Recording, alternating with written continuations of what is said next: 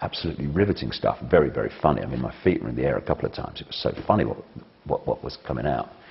And one of the things that, as the voice was telling me things, I saw pictures of obviously being projected. And there was one where I walked out on a stage, and there was an audience. I just saw the front of the audience here. And this voice said, you only speak words to keep the mind happy, basically to keep the left brain happy. And as this voice was saying to me this, I saw two women in the front row of this scene that had been projected to me. And I'd walked out in the front of the stage, and I just stood there. And just said nothing, silence. And after a while, this one woman goes to nudges the other one like that and goes, basically, what's he doing?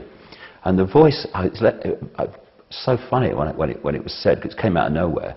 The voice said, you only speak because if you did not, the audience would be asking, when the fuck is he going to start?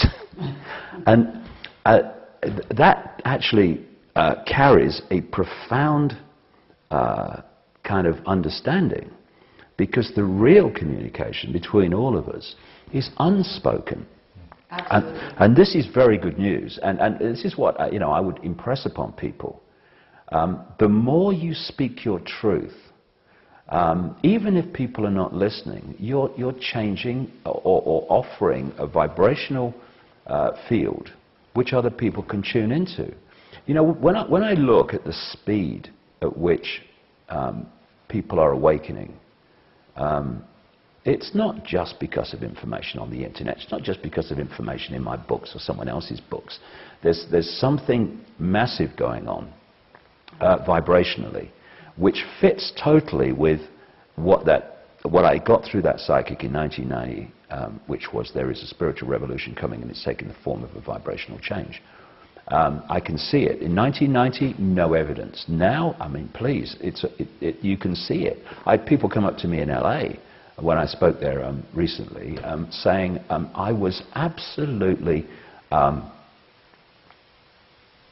part of the system until 3 months ago. Yeah. Yeah. I read one of your books, and suddenly I'm just totally different. Now, it's not just because they read one of my books. If you start tuning into this vibrational change, then bang, things can happen real quick. And I personally find it such a good thing that from my experience, I went through all that nightmare experience in the early 1990s when I started to awake, not knowing what the hell was happening. Because now you can explain to people that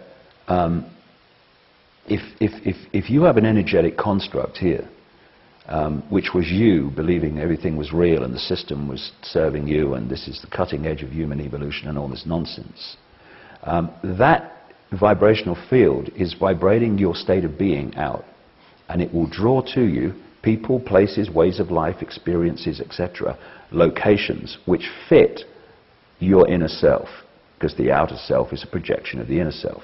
So when you start to transform, this is what happened to me, but I mean it happens to everybody, to another state of being, which then draws to you a very different group of people, places, locations, ways of life, etc. There is a transition between the two. It doesn't go, one gone, here you go. This one has to break down as this one emerges. It's a process of one losing power over your reality, another one gaining power. It can happen very quickly, but it's not like instant. That's actually a great metaphor for what's going in the macrocosm. Exactly. On the planet. Exactly. And in the United States in particular, but certainly England, you know, all over. I mean, what we can see it here.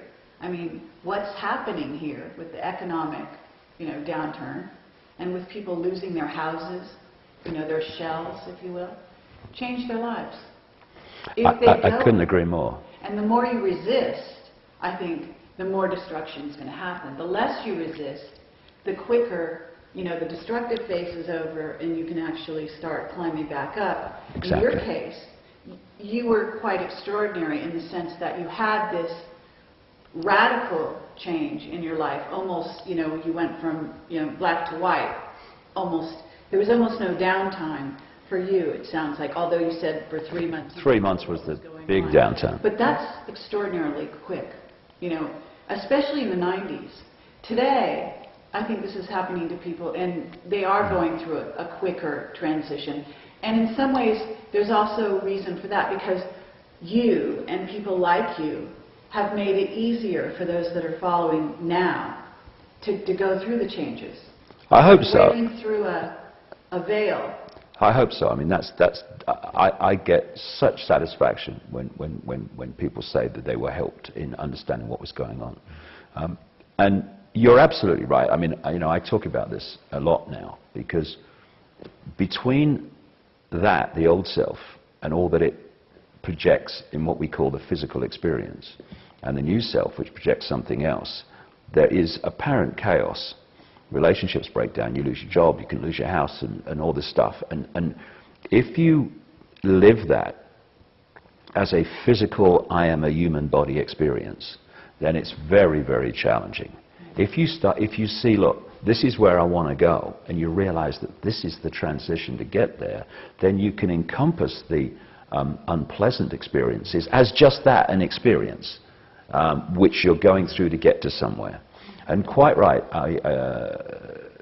the collective, there's so many levels of this, you know. It's like when people say to me sometimes, you know, tell me what's going on. I say, well, first of all, I'm not the guru, but if you want to know what I think is going on, my question is, what level of what's going on do you want to talk about? Because there's so many ways to observe the same thing. So, on one level, these Illuminati bloodlines have crashed the global economic system because they want to have that as a problem to which they can offer a solution, which is a fiercely Orwellian, fascist, centralized economic system. But on another level, I would suggest, well beyond their level of comprehension, because they're stuck in their own box, otherwise they wouldn't be doing what they're doing. We are witnessing the transition from the prison society to the paradise society, if you like, or the freedom society, and to go from the system we've had, which is based on control and imposition, to the system that we're heading towards, which is what this vibrational change is all about. This has got to go, right. And it's now going.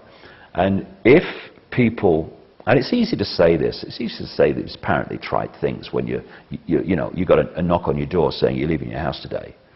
But if we can hold this level of seeing it, it makes it easier.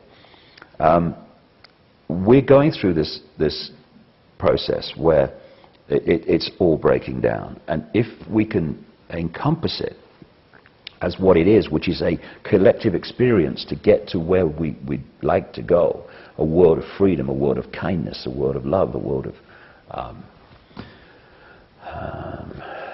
freedom to express your uniqueness rather than be imprisoned in your tiny version and false identity of what you are told you are, then it's much easier than if you seek to cling to the wreckage of the dying system, right, and hold it together. In some ways, you were something of a pioneer, where you had to go it alone.